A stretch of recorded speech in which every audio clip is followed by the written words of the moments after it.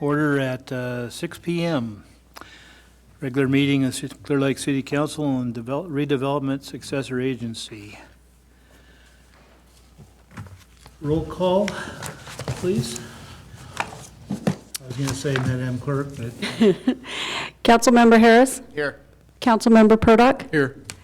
Councilmember Overton? Here. Vice Mayor Slutin? Here. Mayor Creamer? Here. Please stand, please, for the Pledge of Allegiance. Joyce, you want to lead us? To the flag of the United States of America and to the republic for which it stands, one nation, under God, indivisible, with liberty and justice for all. You'll continue standing, please. Invocation, Mr. Carson? Here? Not here tonight. Are you going to, I'm sorry, come on up. I had you down as Art Carson, are you? Okay. So would you introduce yourself and then? Bob Myers. Okay, Mr. Myers, thank you. Dear Heavenly Father, thank you for this opportunity and great privilege to come before you and honor you and the decisions we make today, and that the decisions are fair and in earnest. Lord, thank you for the council and its efforts to make this a better place, and for the people in the audience tonight who want to be a participant to make this Clear Lake, the city of, a better place. In Jesus Christ I pray, amen. Amen. Amen.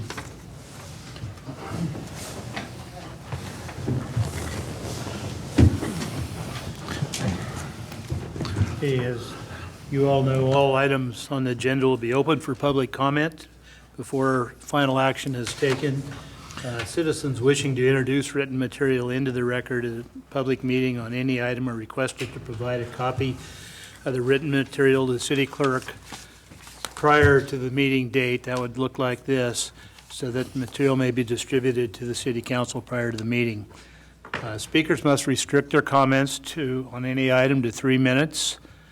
And I have the discretion of limiting that total discussion time for any item.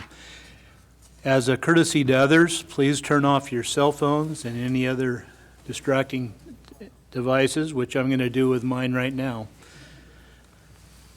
So, Mr. City Manager, are there any changes to the agenda? No modifications, Mr. Mayor. Okay, I'll entertain a motion. Make a motion to accept the agenda as submitted. Second. There's been a motion made by Councilman Purdock and seconded by Councilman Harris. All in favor? Aye. Motion passes. Okay, our first item on our agenda, and I think I saw a dog come through the door, is a presentation by Clearlake Animal Control of September's adoptable dogs. So, Mrs. Weldon, please come to the front with your buddy. Oh, look at that. This is Wiggles.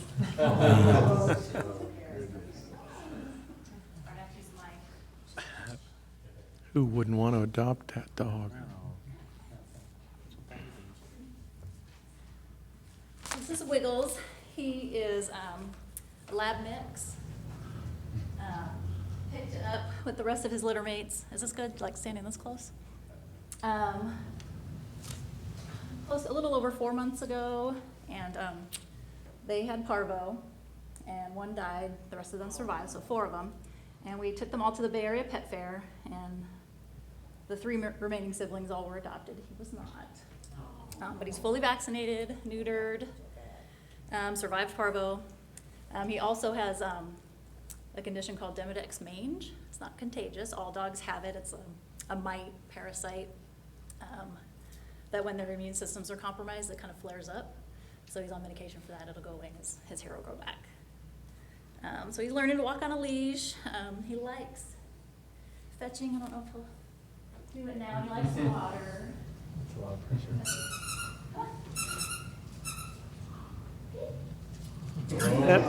Good.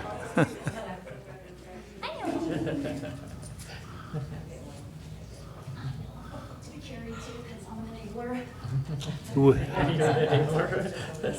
Who wouldn't want him? Like to come and see him at the shelter. I know this by heart, but I'm nervous, so. You can call us at 707-273-9440, or come to the shelter Tuesday through Friday, noon to 4, at 6820 Old Highway 53. Thank you very Good, much. thank you, Charmaine. Lieutenant Hobbs. Good evening, members of the council. I'd like to give you a quick update on the statistics for animal care control through today. So far this year, we've taken 380 dogs into the shelter. 180 of them have been rescued, so about 50%. 74 of them have been returned to their owners, about 20%. 50 have been adopted, about 13%. 40 have been euthanized, 10.5%. And so as to this point in time, our live release rate is about 89.5%. So that's we're doing pretty good still. Hopefully we can keep it up through the coming months. Thank you. Thank you, Lieutenant Hobbs. Okay, before we go on to public comment, I'm going to interject another little unannounced presentation. As you know, we had Soapbox Derby last weekend, our first annual one, which was, I think, went over very well, and we hope will increase over next year and be even better.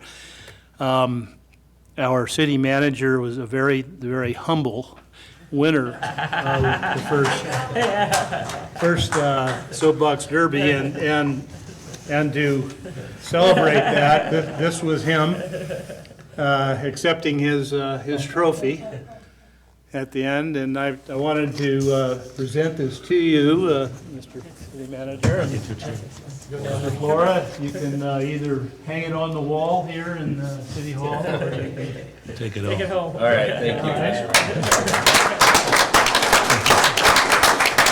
I told you I was going to win, didn't I? Yes, you did. Like I said, you were very humble. It's a good milk commissioner. You might want to submit that picture. Okay. That being done, now let's move into public comment. I have 3 requests here. The first one is from Maria Holt. So, Ms. Holt, if you could come forward.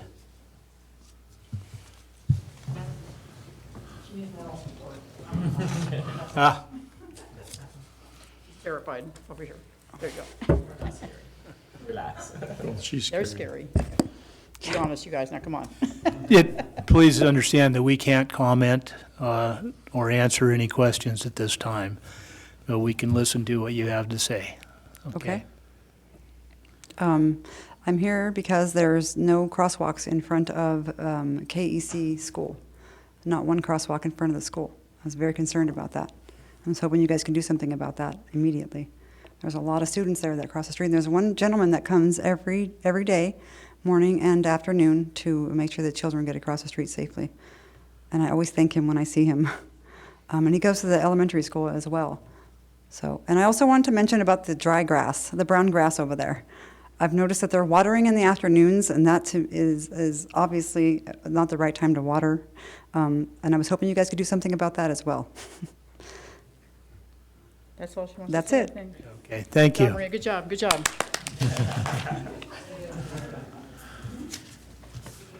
Mr. Mayor, Yes, Mr. City it'd be Manager. okay if I responded to one of the You- comments? You may. Okay. So for the public's information, related to Austin Park and the watering, currently both the city and the school district utilize a pump that uses lake water that irrigates both Haverty Field and Austin Park, and the agreement that is in place, the school district gets to water Haverty Field at night, and we utilize the irrigation system during the day. Now, we will be rehabbing that park, and there will be a new irrigation system, so it will all be handled differently once that's done, but that's a restriction that we have at the current time. And the pump was down for nearly a month, and so that's why the grass is in such bad shape. Thank you, Mr. Flora. Okay, our second, don't worry about it. No, I don't think it makes any difference at this point. There's not that many people. We'll just kind of watch the clock for me, if you would. Second respondent is Frisia Kelleher. Are you here? Kelleher? Nope. We'll move on to Renata Jaworski. Come on up. I live at 15135 Woodside Drive. And this is a picture if anybody cares to look before the construction. I'm here about Meadowwood project, and I'm sorry, I'm really upset, and we just finished school and work, and we had to come here because this is our last defense. I don't know. I came to talk to somebody, whoever would listen, because people who build the curb build it too high. I had existing pumping system on both sides of my property. There was pumping water to the street, gravity, both, and the pumps, 2 pumps. And the way they built the curb, they built it higher than existing one. And so they literally cut my 6 feet or more of my driveway, and they directed it the other way. So when I saw them doing this, I said, stop, don't pour the concrete. I talked to the city person there. I said, don't do it, it's wrong, what are you doing? Like, you're blocking my system, you're diverting water towards my house. Nobody listened, they did it. Then I started calling, finally engineer came and they started measuring and said, yes, you're right, it's wrong. So they said, I showed them, I showed them this picture from Google Earth, how my house looked before this construction. And he looked, and he said, we have to take it all out from here to there and reestablish the curb. So I waited, 3 weeks went by, nothing happened. I thought, well, they're constructing. And then they came on Friday. They started destroying. I went to work. I come home.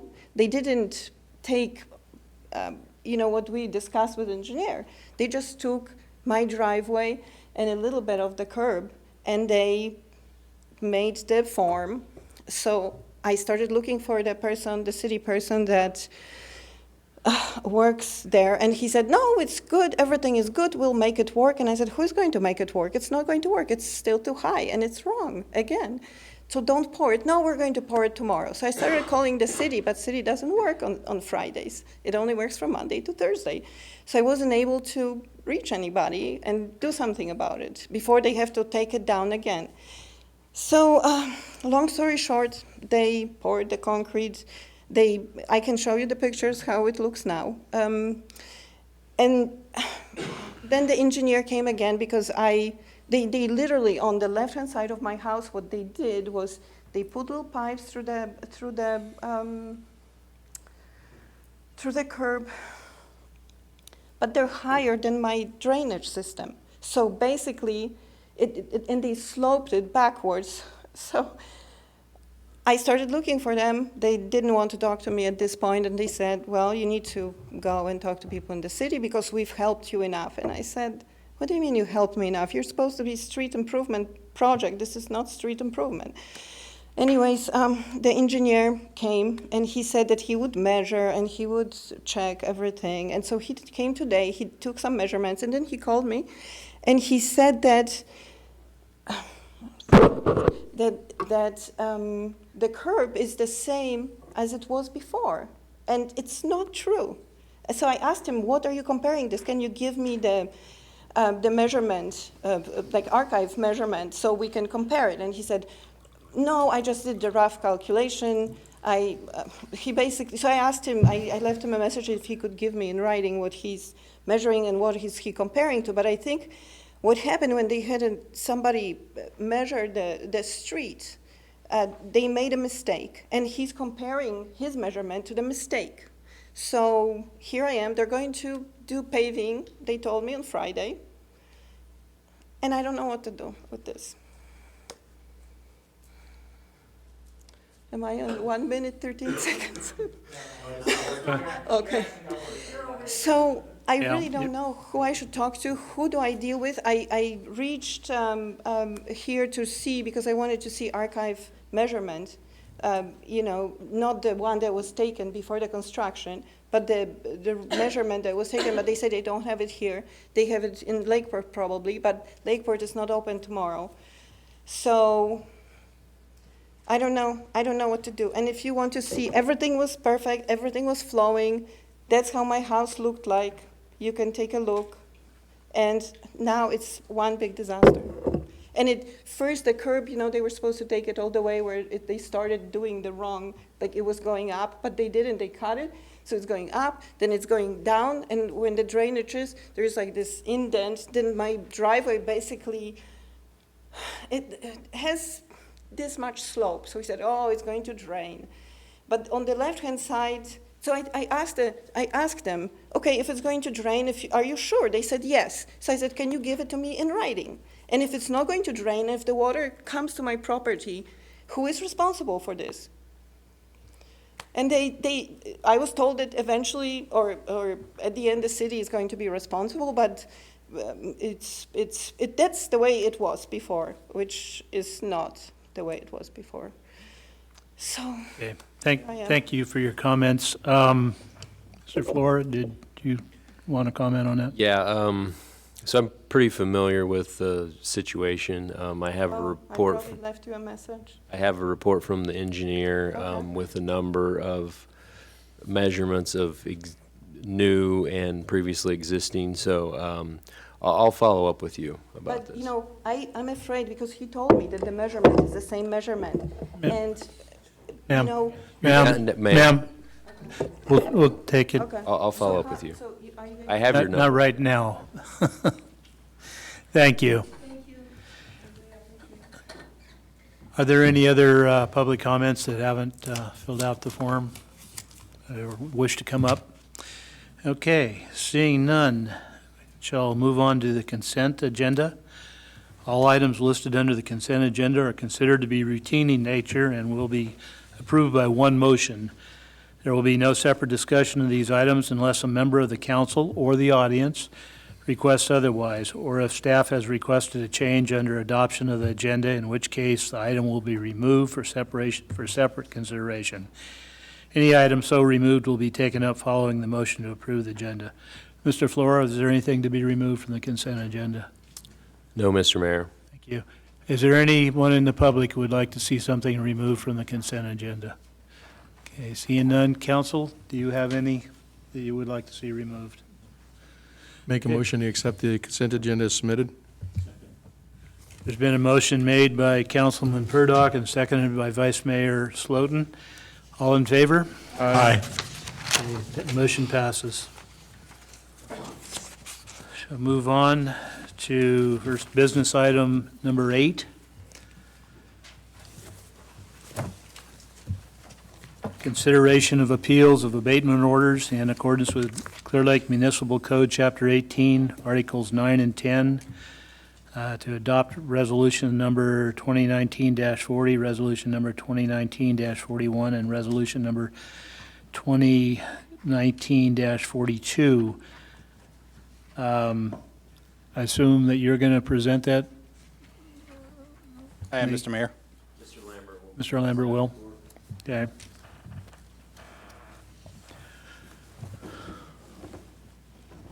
I'll go ahead and hand you the evidence for the,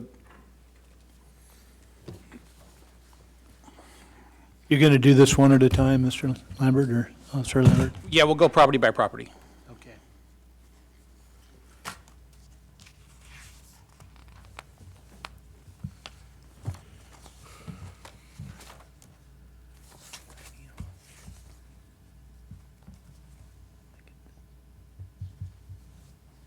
I thought we were done with that.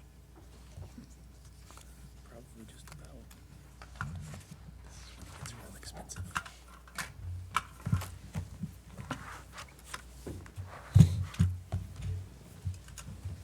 Okay. So the purpose of the hearing is to consider and act upon any and all appeals of abatement orders.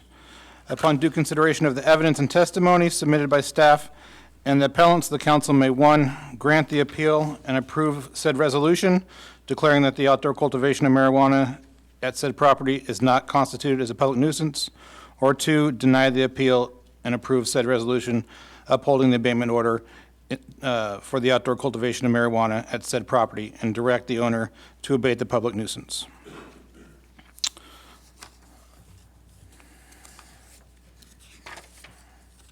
The first address is 5539 Vallejo Avenue. That's the cultivation. The officer was Officer Copus. He's the officer on all three of these, and if you have any questions, he's here to address those.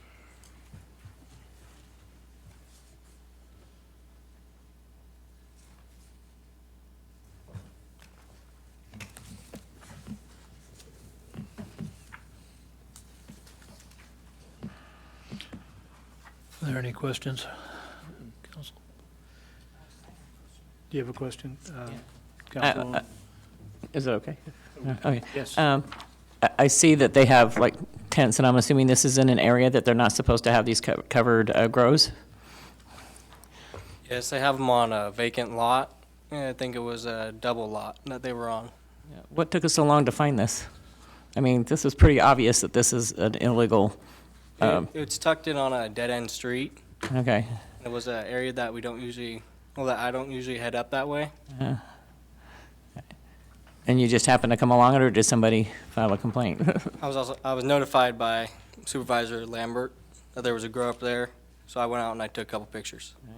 Looks like maybe these streets that we're not normally going down, we might need to start going down a little more often, because at this point in time, at this time of year, this is kind of too late for the situation at hand. They're going to cut it, they're going to take it, they're going to sell it. So it's harvest time.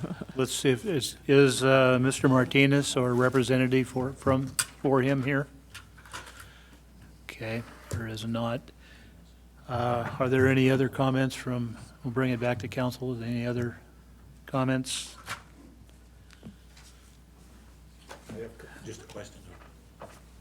How many, you have 3 cases so far this year? How does that compare to last year? You have 3 cases this year so far. How does that compare to last year? So we have 3 appeals this year so far. That's significantly less than the last 3 years. And I want to note, this parcel here, it's not out in the open. There is a 6-foot solid fence around it, so you can't visually see it just by driving by. Just as a point of clarification, though, it's 3 appeals. There's many more cases. Right. Oh, okay. Yeah, I know. Because I noticed that 2 of the comments were that they were unaware of the permit. So, I mean, so people are starting to know that you need a permit to do this. Yeah, this is the second year. That's not a good excuse anymore. No. Are there any other comments or questions from council? Not, I'll entertain a motion. We're going to hear from public. We're going to hear from public or witnesses. Well, I'd asked for that up front, but I'm sorry, I guess I didn't make it clear when I brought it back to council. I just have a question. Is this fence new, and is this a vacant lot that maybe the owner doesn't know? Because I'm noticing a lot more squatting going on, where people are simply moving on to vacant lots and setting up home in their trucks or tents. So is this something, and I'm just asking because that may be part of what's going on here, that the owner came in, cleaned things up, somebody came and took over. That's a frequent problem we have. Once we cite a property owner for illegal cultivation, the property owner gets sent the letter in the mail as well as posted on the property, so they are made aware of it. Are there any other comments from the public or questions? Now I will bring it back to council once again. Mr. Mayor, just to make sure, you should have a separate set of resolutions that were handed. There was a typo in the title of the ones that were in the packet, and so the separate ones that you have are the. Okay. Yeah. No. Okay.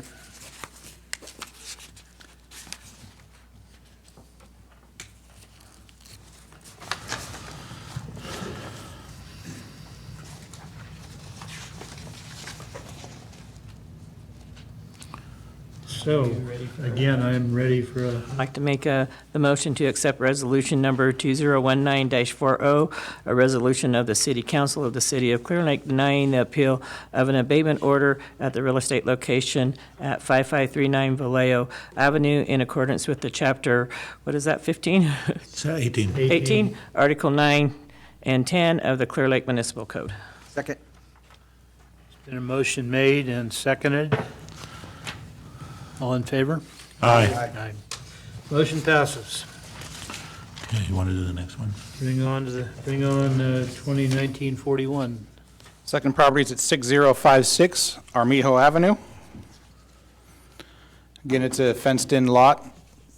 I would like to, if you can check the evidence for that They did not, property. The property owner submitted an email on Wednesday, September 25th, stating that they weren't the ones that submitted the appeal. So staff would recommend that you deny the appeal on the facts that the appeal wasn't submitted by the person that signed the appeal. Are we saying this should be pulled, basically? What I'm asking for is you deny it on the grounds that the appeal wasn't submitted by the properly person that submitted. signed the appeal. Okay. Mr. Mayor, just for clarification, I think the council could proceed.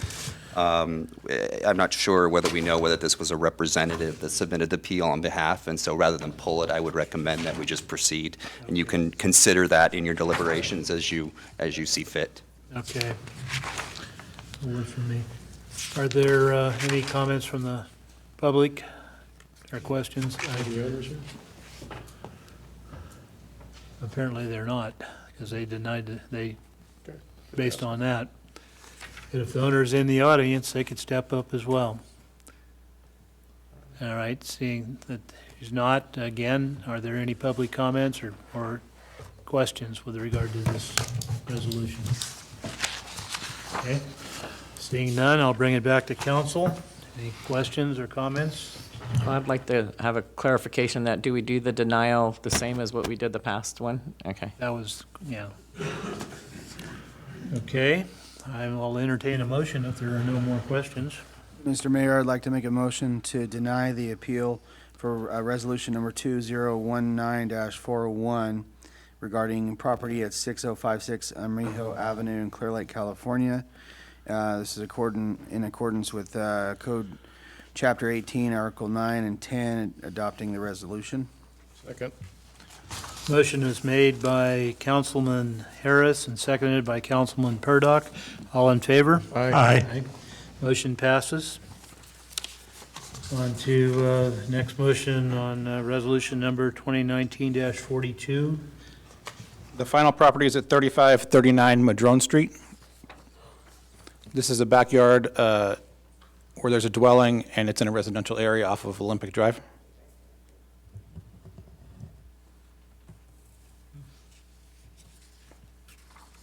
How many plants are there? All over. About how many plants were there? It's curiosity, by the Say way. about 50. Okay.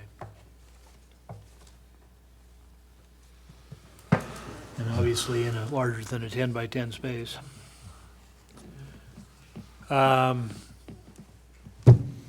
Audience, is the owner, Mr. Santa Maria here, or a representative? No? Are there any other questions or comments by the public? Seeing none, I'll bring it back to council. Are there any questions or? Seeing none, I will ask for a motion. I move we approve resolution number 2019-42, a resolution of the City Council of the City of Clear Lake denying the appeal of an abatement order at real property located at 3539 Madrone Street in accordance with Chapter 18, Article 9 and 10 of the Clear Lake Municipal Code. There's a motion made by Vice Mayor Slotin and seconded by Council Member Overton. All in favor? Aye. Aye. Motion passes. Moving on to item number 9. Consideration of a memorandum of understanding between the City of Clearlake and the Clearlake Police Officers Association for period July 1st, 2019 to June 30th, 2021. Mr. Flora?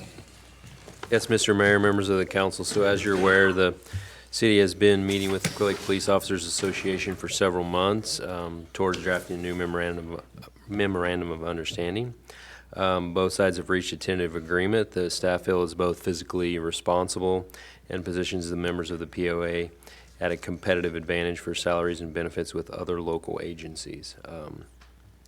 Key areas of the proposed agreement include 2% cost of living adjustment in year 1, 3% cost of living adjustment in year 2, adjusting various salary ranges for consistency with the overall salary schedule, addition of code enforcement officers into the POA, adding a special duty assignment for the school resource officer with a 5% incentive, allowing advanced eligibility for merit increase based on release from probation rather than after 24 months as it is currently, creating a special duty assignment for corporal, which is 5% incentive above regular police officer, adjustment of longevity incentive for consistency with other units, changes and adjustments to uniform and equipment allowances, and then just various cleanup of a number of outdated MOU sections. So you have copies of the agreement in front of you. No representatives of the POA were able to make it tonight, but they did ask me to share with you that they're pleased with the package that's been offered by the city, and in fact they said that this has been the most positive negotiating experience that they've had. So with that, try to address any questions that you have about the proposed agreement. Any questions?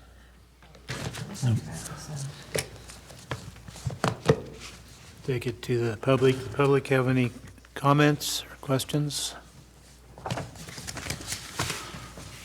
Seeing none, I bring it back to council. Mr. Mayor, I'd like to make a motion. I want to make a quick comment first. I think it's great that we as a city can adopt this contract, which I think we will, and have our police officers being the best taken care of in the county. Thank you, Vice Mayor Slotin. Council Member Burdock. Recommend that we adopt the memorandum of understanding between the City of Clear Lake and the City of Clear Lake Police Officers Association and authorize the city manager to sign that MOU. Second that. Okay, recommendation has been made and by Council Member Burdock and seconded by Council Member Harris. All in favor? Aye. Aye. Motion passes. All right, moving right along to item number 10, discussion and direction regarding rental housing unit inspection ordinance. Chief White, you handling this one? Yes, Mayor. Good evening, Mayor, members of the public, and members of the council. This item is to discuss the rental housing inspection ordinance. By way of background, the city has a rental inspection and registration ordinance that's codified in Section 9-4 of the Clear Lake Municipal Code. This ordinance was enacted in 2001 in response to dilapidated dwelling units throughout the city. The idea was to force landlords to improve their housing stock and meet basic requirements of city codes as well as uniform codes such as the Uniform Fire Code, state housing law, and others. The program as it's written requires all units offered for rent or lease to be inspected and registered. It provides decreasing rates of inspections for compliant properties and an increasing rate of inspection for non-compliant properties. The ordinance provides for an opportunity for landlords to correct violations as well as penalty provisions for non-compliance through administrative cites, condemnation, and other remedies.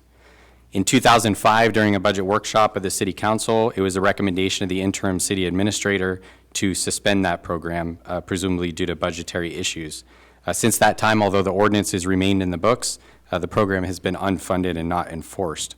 The idea behind this item is to have a discussion with the council and also to allow public comment and provide direction to staff regarding any future actions such as amending the ordinance, re-implementing, et cetera. So in other words, to gauge your interest on this item.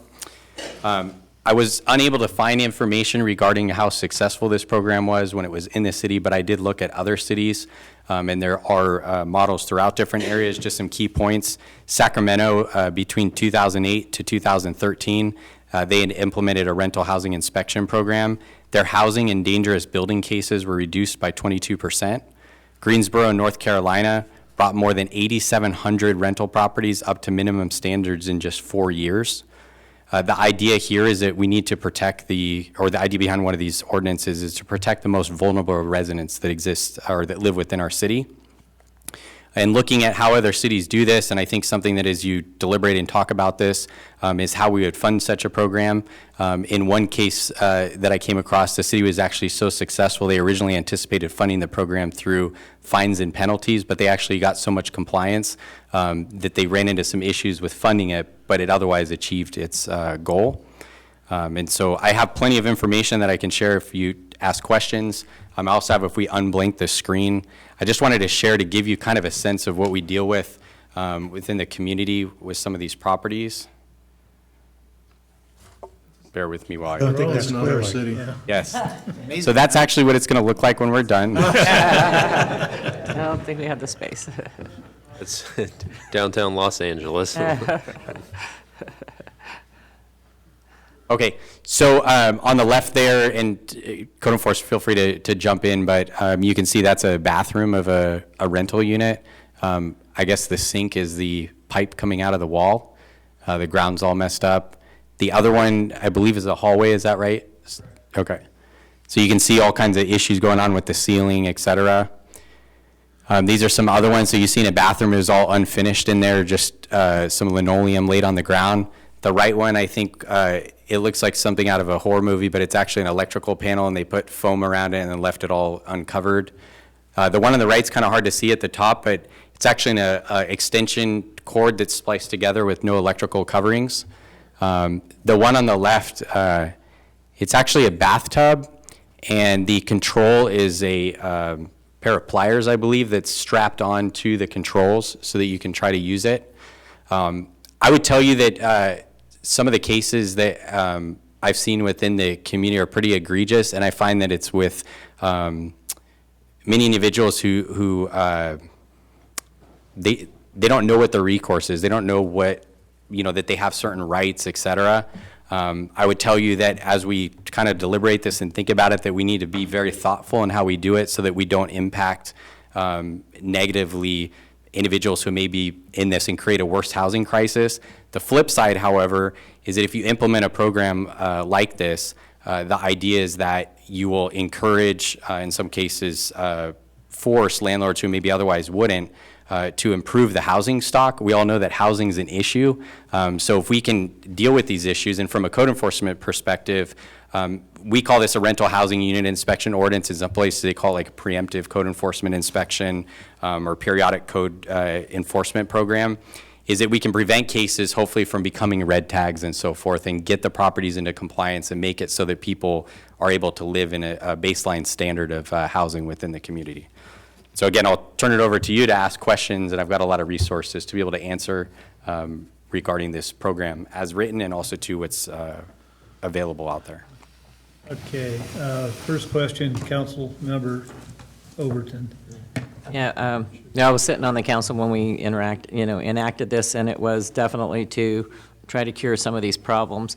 And at that time, the issues came up of the landlords, if they're forced to fix them, they're going to raise their rent. It's going to be hard for people to move out. But as we can see, it's kind of, to me, is something that we need to do. I'm dealing with some issues of not necessarily houses, but apartment complexes that we have here.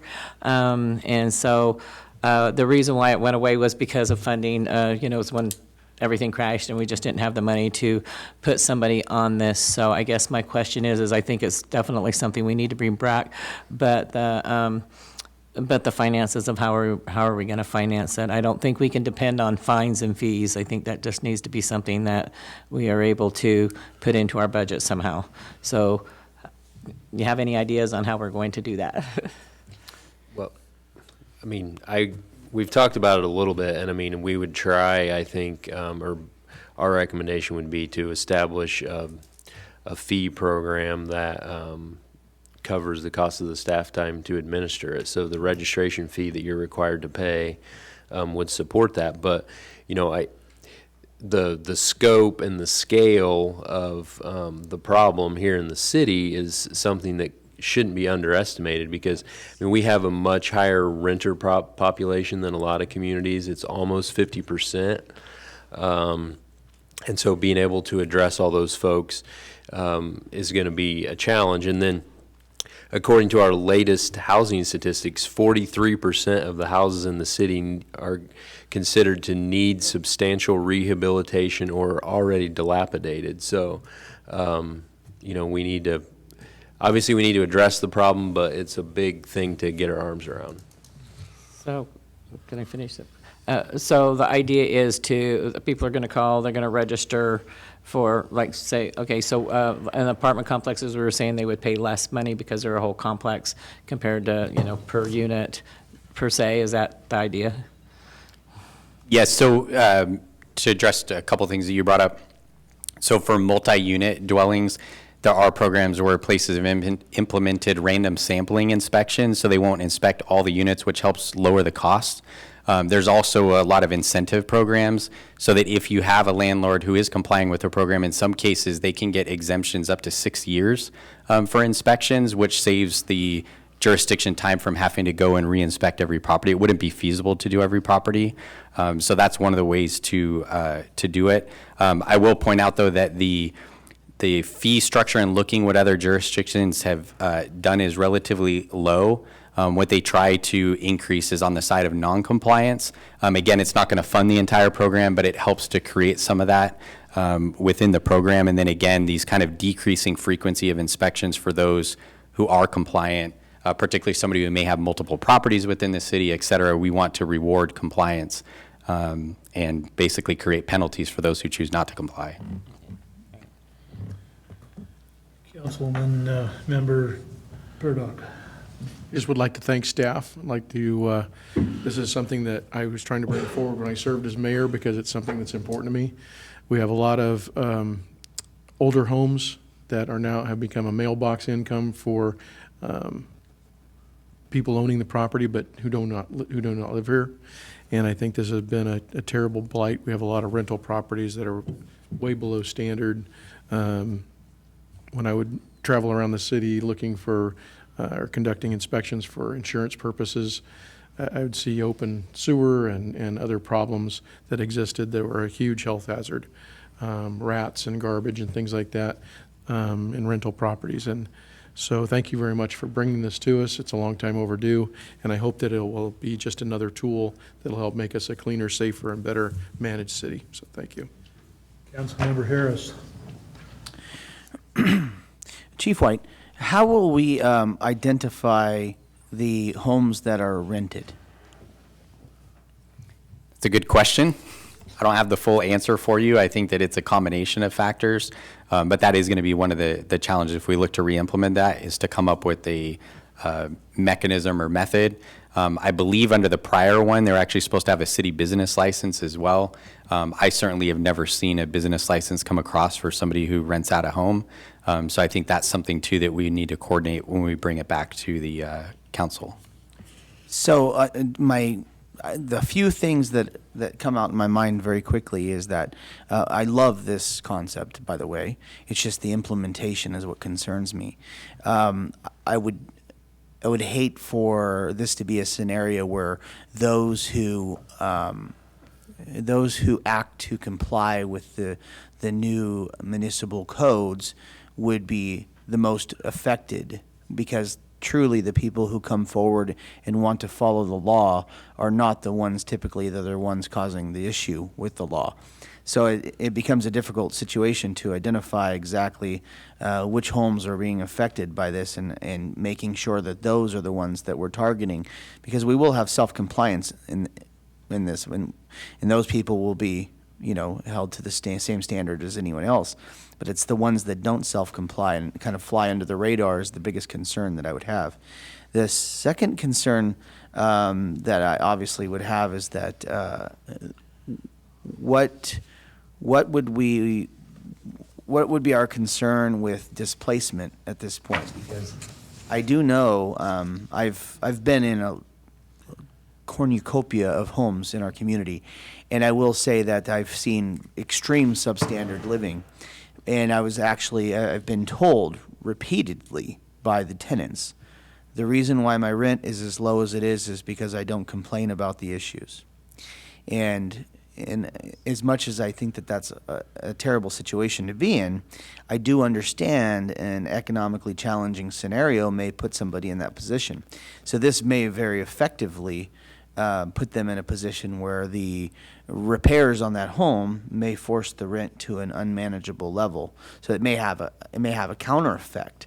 So that was the only thing that I would say is that as much as I want to see this happen, we all have to understand that there very well may be a counter effect. We already have a significant homeless population. So that would be my only major concern of this thing is the backlash. Thank you, Councilmember Harris. Vice Mayor Slotin? I've been struggling with that issue too, the backlash, probable backlash, but we cannot do nothing. I mean, it's both you and I know there are horrible living conditions for a lot of people in this town, and we can't just let that go. We need to, yes, it's going to cost more, but maybe there are programs that we can implement for subsidies or some kind of thing, even not necessarily for housing, but bring it up to standard so the property owner is not just simply going to raise the rent to do it. So we had a house in Sacramento that was a rental, and I think the cost was $125 the first year, and it was a brand new house actually. And the 2 years after that, we didn't have to pay anything anymore.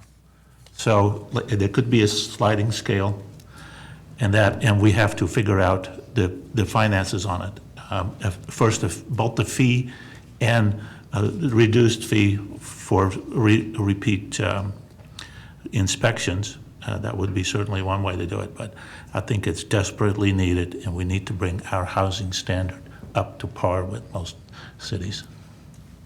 If I could comment on one thing, the city of Los Angeles has an interesting program. They call it the Rent Escrow Account Program that's tied into their rental inspection ordinance. And basically what happens is it's activated when a property owner fails to fix code violations within the time allotted. Once there's a hearing, the property units may be ordered into the REAP program. When it's in the REAP program, the tenants receive a reduced a rent reduction for the cited code violations of the property, and they're given the option of paying the reduced monthly rent into an escrow account or to the landlord. The city then records the notice of REAP as a property lien, which may restrict refinancing or sale of the property, and then the property owner is assessed a monthly administrative fee per rental unit. In order to clear the REAP notice, they have to come into compliance with codes, and all fees must be paid. So there certainly are some options that we could bring back to you that may help address some of these things as we do more research, as I hear kind of the consensus is to move forward with looking at this again. Thank you, Chief White. Councilwoman Overton, you had a or an add-on? As you're looking into some of these programs, I have desperate concerns of displacing people, and that's a high possibility that will happen. Could we also, while we're looking into this, to see if there's any, per se, grant programs that maybe we could latch on to money to help rehab some low-income housing, as long as they make an agreement to say they keep it low income for a period of time. So while we're looking at this stuff, can we kind of check into that too? And that might help not only just because you own a house and you're renting it doesn't necessarily mean you have a bunch of money. It just means you happen to have a house that you get to rent. And so it could be several reasons why they're not. It could be that they can't afford it. But maybe there's something there that we might be able to help to do some incentives to keep it low income, but yet still bringing the standards up. And I'd almost bet there's some kind of money out there, is just finding it. So maybe while we're doing this, I think we all agree we need it, but I don't want to displace anybody either, so there might be some other options there to help the landlord along with helping the people. So, yeah, I'm sure we can certainly look into that. actually gave me another idea, which I won't bring up tonight, but I'm sure we can have some options. So a couple things. Our deputy city attorney pointed out, although I'm not familiar with them specifically, but there are some firms out there that we could hire to identify rental properties, which is similar to firms that, you know, they have some algorithms that identify vacation rentals and things like that. So there's some tools out there to do it. And so, you know, as the way we see it, I mean, there's a couple options. The ordinance exists on the city code. You could decide to direct us to implement it.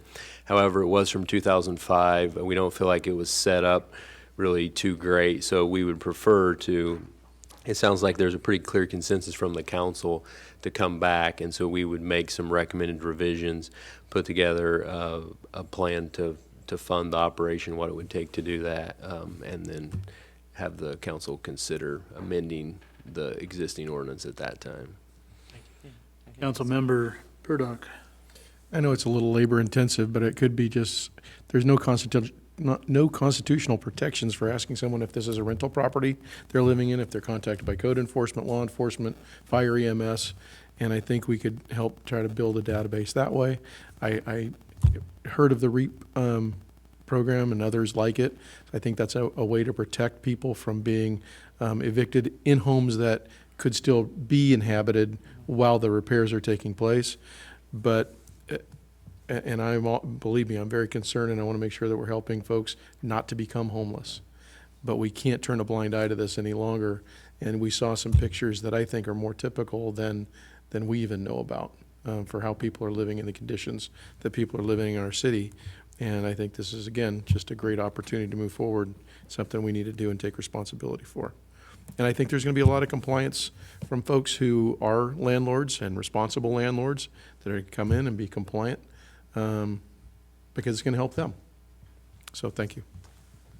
Wanted to add too that we had a conversation with our deputy city attorney, who's actually an expert in receiverships, which is also an option that we're talking through this afternoon actually regarding some of these where it may be a red tag issue. That's one of our greatest concerns, is about displacing individuals. And he's given us a whole host of new options to look at that may become very helpful to allow us to address the issue, hold the right person accountable, and minimize the impact as much as possible while balancing safety with any residents. Thank you, Chief White. Councilmember Harris. So, you know, again, as far as the support of the concept, I am very supportive of a program like this to try to effectively help the safety of our citizens. I would just like to reiterate again, the biggest concern I would have is that this thing is presented in a way that adequately identifies the people that are currently renting a home, because again, I don't like to see any kind of policy go into place that just requires people to be good and honest, because the truth is those homes right now that are like those pictures we saw are typically the ones that are going to do everything they can to avoid being identified. So we have to have definitely have to have a really good program in place to make sure we're able to adequately identify all of the properties that this would affect, to make this as fair as possible. Thank you, Councilman Fairbanks.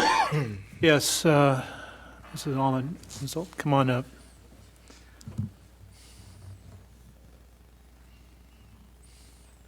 I do appreciate that you're moving in this direction. As a homeowner in the city, I think that we're all concerned about our properties around these homes. I have been in the process of upgrading a home, and I just have some questions or some information to share with you around that. So when I did ask if I needed a permit to rent this, I was told no.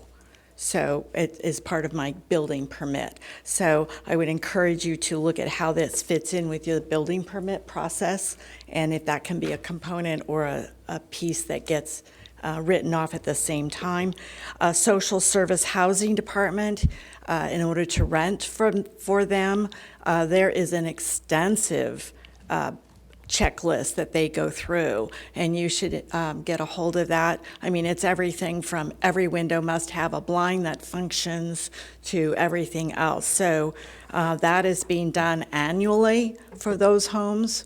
So if they are good landlords, then they can move it to a biannual, but it is initially before anybody is able to move in, and then on an every year basis.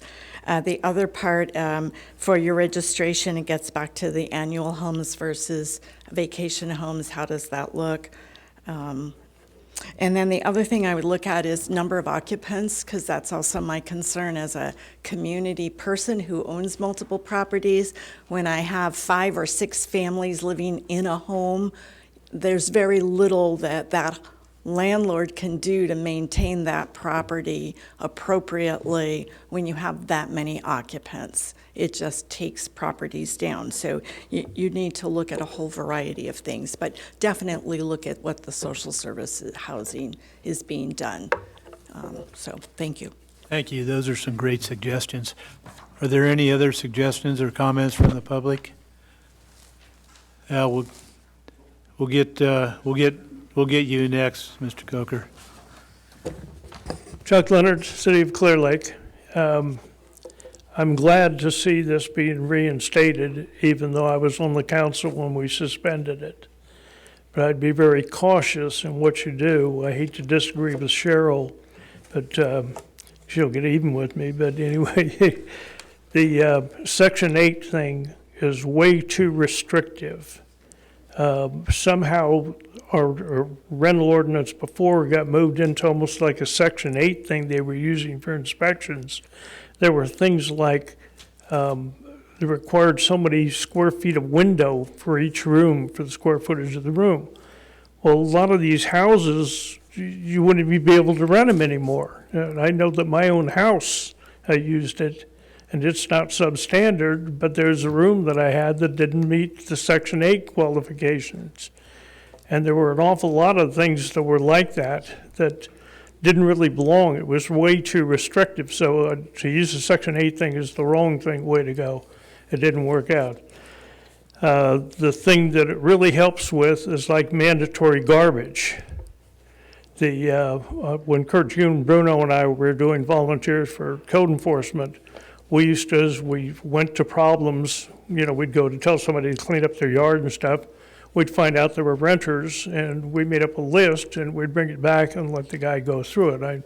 Now, I don't know what other program, I don't recall there was a program for it, but they may have had some kind of program. But you got to be careful with the thing that the people that are enforcing and understand, because I came back one time with a list of houses that didn't have mandatory garbage, and the rental inspector guy said, I said, the homeowner has to provide garbage service. He said, no, he doesn't. He just has to buy him a garbage can. I said, that doesn't make any sense. He said, yeah, let me get the thing. So he got the thing and he read it and he said, here, the homeowner must provide a garbage can. I said, yeah, read on. Oh, and garbage service. I said, yeah, well, that's the important thing, is to get the stuff out, because that's really a help, to be able to clean up that stuff. But I think it's a good thing. I hope it works out again. And the landlord is responsible at the end on the garbage service, as we know, so, yeah. Mayor, I don't want to change the subject too much, but you might notice Mr. Leonard's shirt, which is an Indy 500 shirt, presumably in honor of the inaugural Soapbox Derby winner. He had to get that on television. Yeah. And who was that winner again? The first one. Are we ever going to hear the end? Next year. Next year. Yes. I'll be winning. Hopefully somebody will be there to beat him. Mr. Coker. I'm Robert Coker. I'm a citizen of Clearlake, a business owner and landlord. I do agree with everything you're saying. The part I don't agree with is for the landlord to have to pay another fee to have code enforcement come and look. Our rents are low enough. Our rents are really low for our renters. We've had them there for 5+ years. We've never raised their rent. And I hope that you figure out a way to do the fees without paying the or without charging the landlords that aren't getting complained on. That's all I got to say. Thank you. Thank you, Mr. Coker. Are there any other comments from the public? Seeing none. I've listened to my fellow council members and the public, and I think there's a lot of good commentary. We don't want unintended consequences, certainly. The one concern that I have, and I definitely agree that we need to have something like this, however we fund it. The staff requirements, do you have any? I know we were talking about several thousand rental units in the city. How much additional staff is that going to require to implement the program? So at this point, the staffing requirements are unknown. It would be something that when we come back again, that we would have a better estimate of it. I will say that the front office assistant position that you approved, our intention would be that that would help take on part of the load with processing some of the stuff. The big question is doing the inspections. I will say that there are in some jurisdictions where entities can become qualified to do self-certifications where they've demonstrated compliance, et cetera, and in some of those the registration fee is waived. So we would definitely have to kind of balance that out, and I think that that's the balance test that ultimately the council will have to make, is that definitely heard from a business owner perspective, keep rates low, avoid another fee. The challenge, of course, is that who then takes on that responsibility, the general taxpayer. I will say, though, if it may allay some concerns, like Sacramento, for example, which had a very successful program, their program fee is $16 a year. I think that's a fairly reasonable cost that helps ensure, clearly they're probably not covering all their costs, but it's also ensuring that the city is not fully subsidizing some sort of local business operation over another business operation because we don't have the resources. The highest one that I found that was listed in here was upwards of, I think, $70. And then there were some other ones that kind of vary in between there based upon multi-unit structures, et cetera. So something we'll definitely look at. Okay. Well, I think, again, the consensus is we want you to move forward if any agreement or any disagreement with that, and then come back to us with some specific recommendations to act upon at a later date. So we'll move on. I think we're to our city manager and council member reports. So, Mr. City Manager, anything except for your performance at the Soapbox Derby would be appreciated. Good luck cutting that one off. Now, I do have several things I want to report on, so I've tried to keep the council aware of what has happened this week related to public safety power shutoff, but I wanted to give a little bit of a summary for benefit of the public. Most of the city was notified of a potential PSPS starting, which would have been initiated Monday evening. Fortunately for us, that didn't happen, and the second wave of extreme weather at the very last minute did not impact us either. But there were a number of serious communication issues between PG&E and local agencies. It was very frustrating. The information we were receiving during briefings often conflicted with other information provided to us through our secure portal that the chief and I have access to. And, it did get better throughout the event, but it was very difficult to try and plan some type of response with the situation. I would say, however, that PG&E appears to be working extremely hard to minimize the scope and sort of the disruption of these potential events. And I think some of the feedback they received from local agencies that in some cases they were holding out so long to make a decision in order to minimize it that it was even more disruptive than just making a decision and going with it. So we did luck out. However, it looked very likely that we were going to have an event, and I did sign an agreement with PG&E to operate the Senior Community Center as what they term a community resource center. I went ahead and executed that based on the necessary timing. However, our city attorney has said that it would be preferable to have the council ratify that at the next meeting, so that will come back to you to ratify that agreement. But in the event of and at this time, to my knowledge, the Senior Community Center is the only designated community resource center within Lake County. I know they've been looking at other sites, and there will likely be more set up, but the center would provide water, no food. They would provide information, electronic device charging capabilities, and Wi-Fi connectivity. Would be open only during the daytime from 8 a.m. to 6 p.m. PG&E would staff the center exclusively, provide security, etc.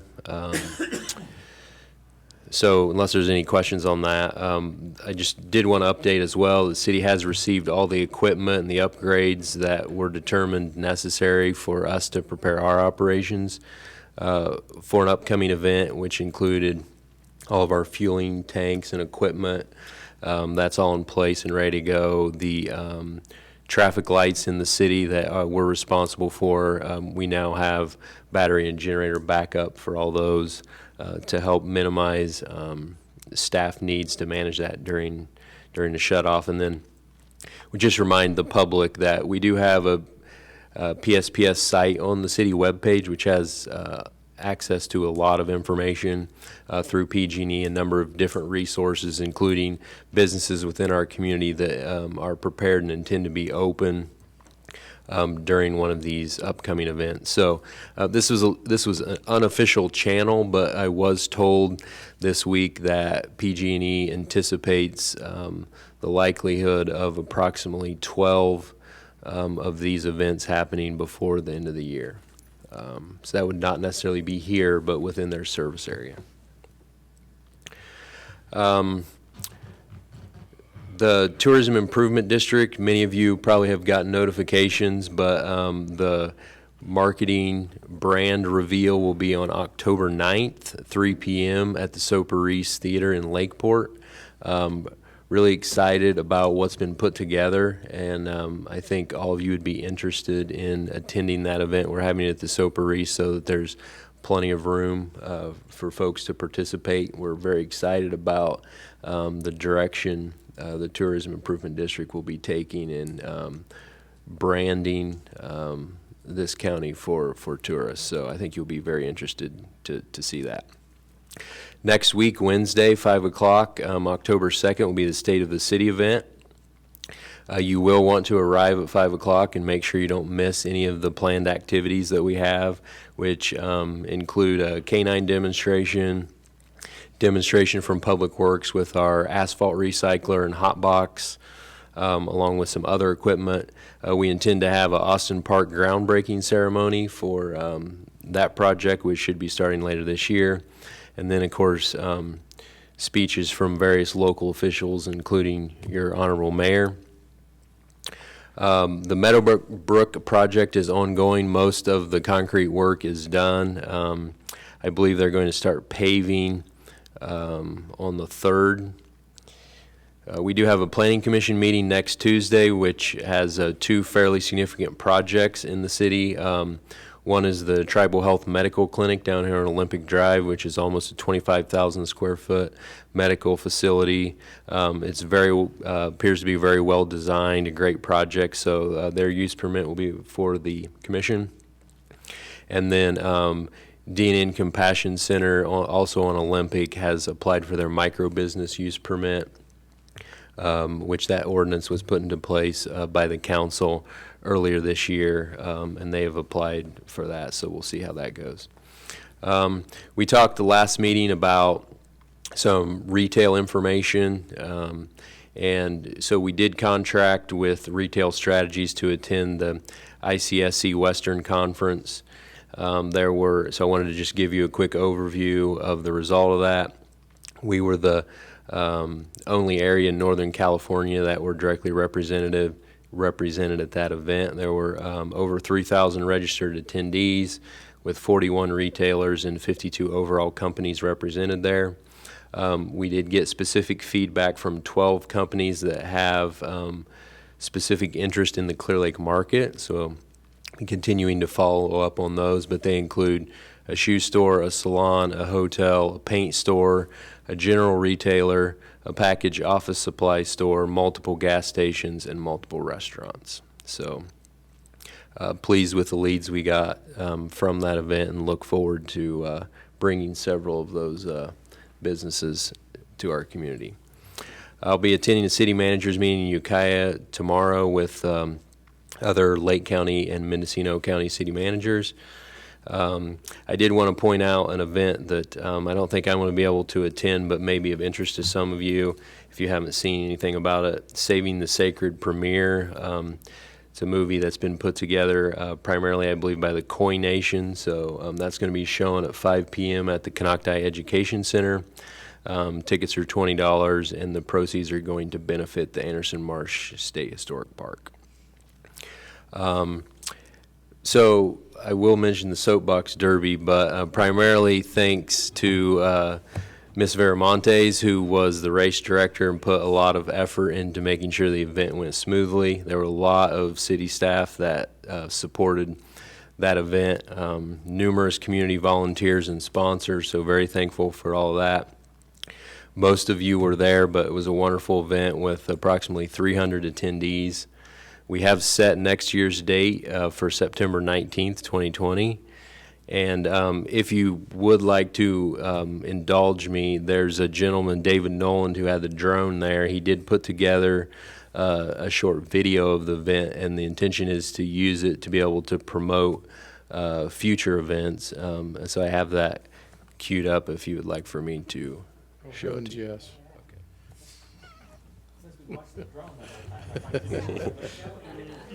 What's going to be in the video? Is there going to be a car that looks just like yours? Here we go.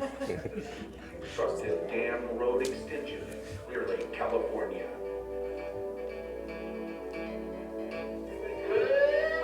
Oh, that's cool. The first annual Clearlake Soapbox Derby was now a reality, using gravity to race to the finish. Young and old came together to compete on Saturday, September 21st, 2019. Racers came with their Soapbox Derby race cars built from scratch.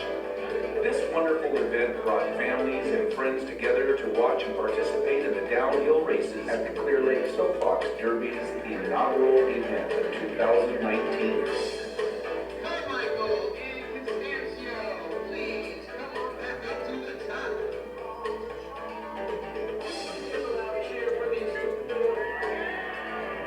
We'd like to thank our sponsors, Dale and Karen Valentine, Lakeside Herbal Solutions, Foods, etc., DN Compassion, Lakeshore Lions Club, Enterprise Tow, Kevin Ness Jeweler, Clearlake Campground, Powered by Jackie Farmers Insurance, City of Clearlake, Rotary Club of Clearlake Community First Credit Union, Canocti Unified School District, Dade County Fire Protection, Children's Museum of Art and Science, Randy Hair Signs, Big O Tire, Canocti Screen Printing, and My Wicked Picks.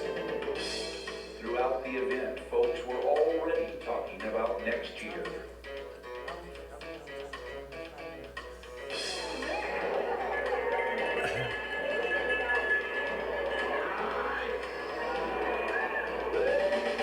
We'd like to give a special thank you to our wonderful volunteers. Evelyn Campbell, Adam Miramontes, Jaden Malakay, Angela Neufeld, Nicole Flora, Jessica Boyle, Donna Dawson, David Coffey, Donald Weimer, Anthony Floyd, Robert Springer, Fred Vio, Jose Valencia, and Anthony Drescher, Bunny Carter, Robert Veramontes, Thomas Haveman, Terry Inhart, Addie Brown, and Melissa Swanson. Tina Veramonte, race director, and Alex Martinez as race inspector.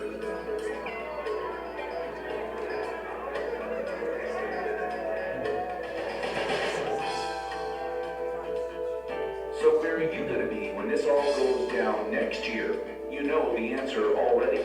Right here at the newly constructed Dam Road Extension in Clearlake, California.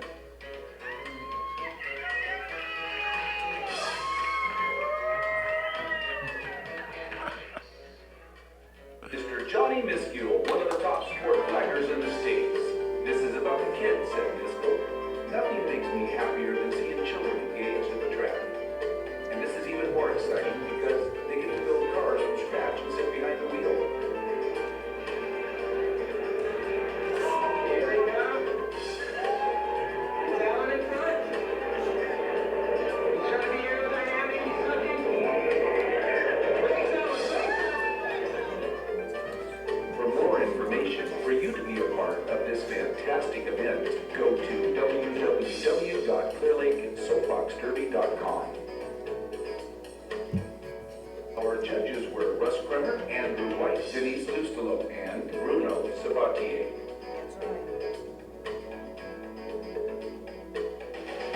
So get those soapbox derby race cars ready for next year. It's official. The Clearlake Soapbox Derby will take place Saturday, September 19th, 2020. For more information, go to www.clearlakesoapboxderby.com.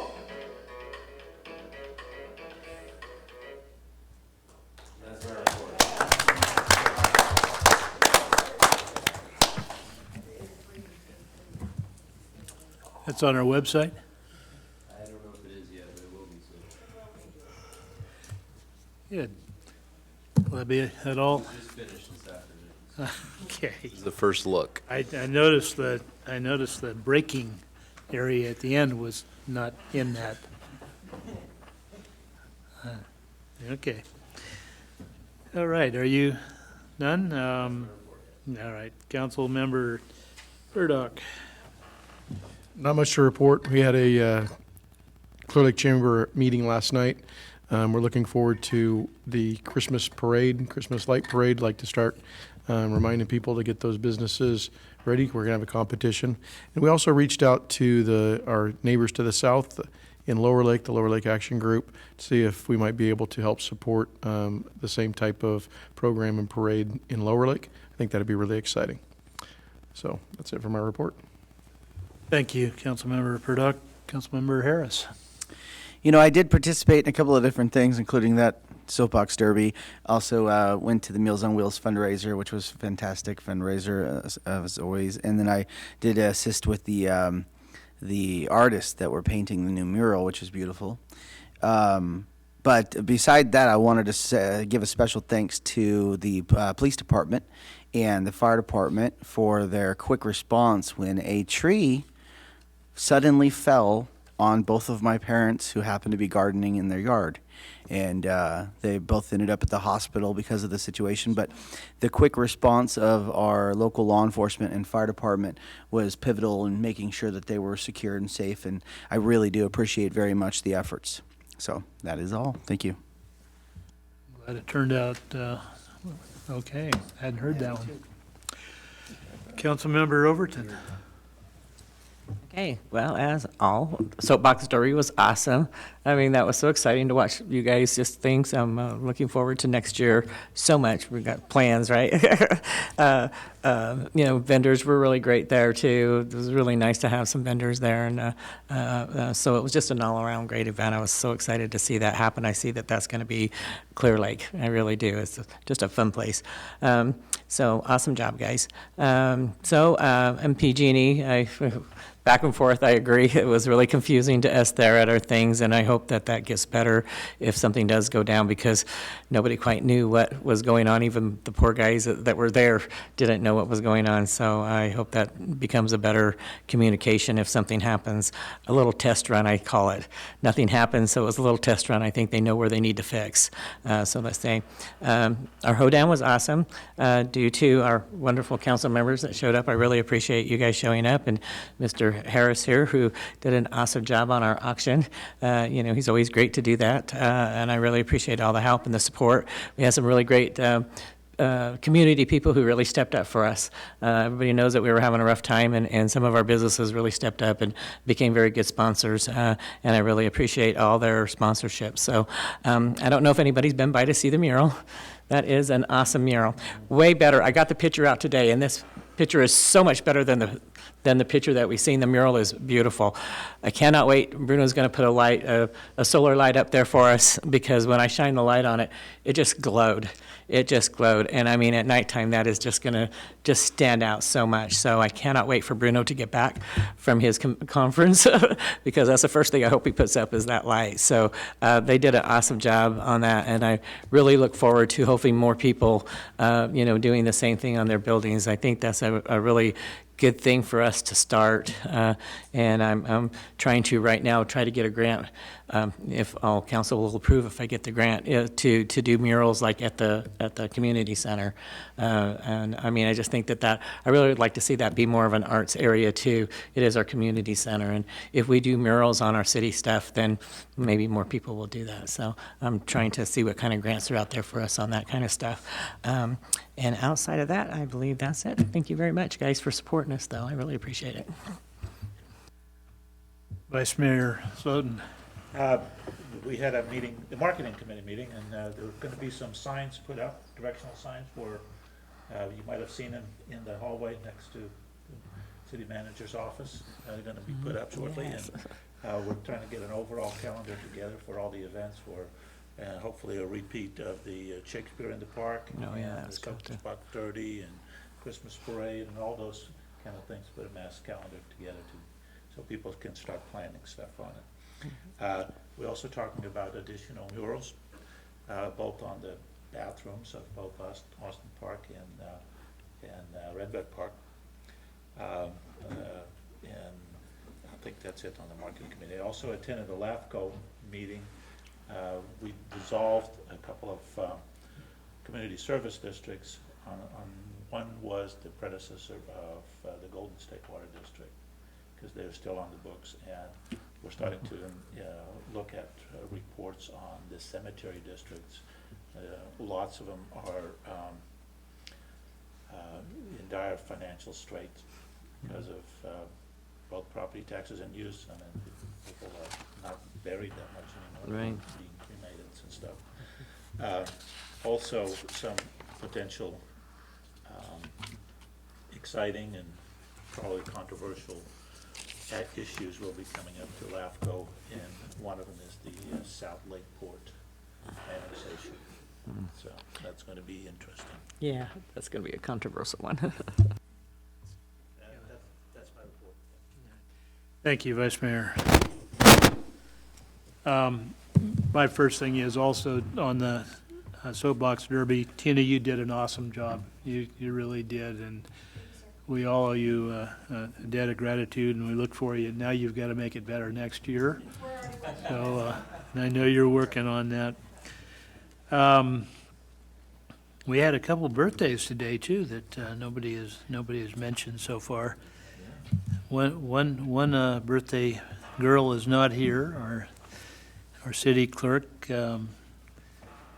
It's her birthday today, and it's also our Chief White's birthday today. I unfortunately, I told him already, I didn't know it at the Thursday morning breakfast, or we would have probably sung happy birthday to him. His response was, that's why he didn't tell us. Go figure. The mural is fantastic, and I absolutely agree we should see more of them. I know there's going to be another building up at the community center here pretty soon. It'll give you a wall to play with there. Me too. Waiting for some concrete. State of the City next week, I think, is going to be a fantastic event. I'm really looking forward to that. I think it's a great opportunity for us to show off a lot of the things, our successes this past year, and accomplishments. And I'm looking forward to our city manager's first report, State of the City report, to tell us all of the great things that are happening. So let's remember, next Wednesday at 5 PM, we all need to be there. Oh, that's all I have. So, that said, are there any future agenda item?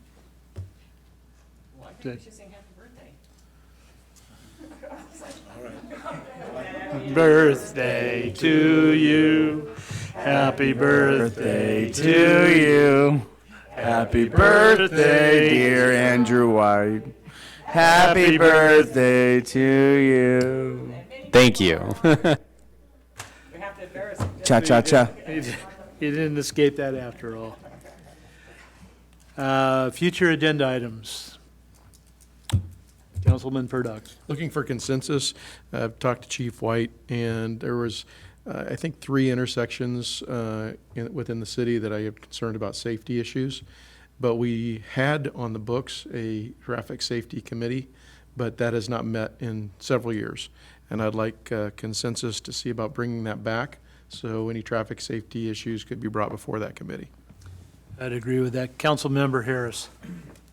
Previously, I mentioned about the crosswalks in front of KEC at one of our previous meetings, and I wanted to reiterate that again with that being I'm sorry?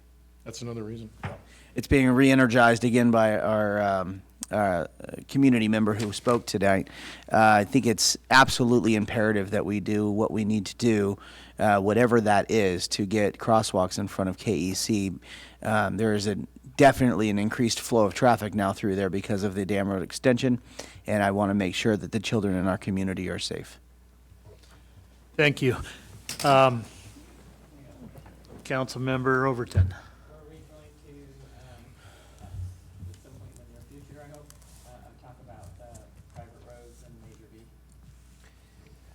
Yes, I have a draft report from our city engineer on that. He gave it to me a week ago, and there needs to be some adjustments, and I want some kind of map and stuff, but we're getting pretty close to bringing that back. I don't know for sure if it'll be next meeting, but I'm hoping it'll be in October, so. Thank you. I would add my concurrence to Councilmember Purdock's recommendations with regard to the safety committee. Are there any other future agenda items anybody wants to see?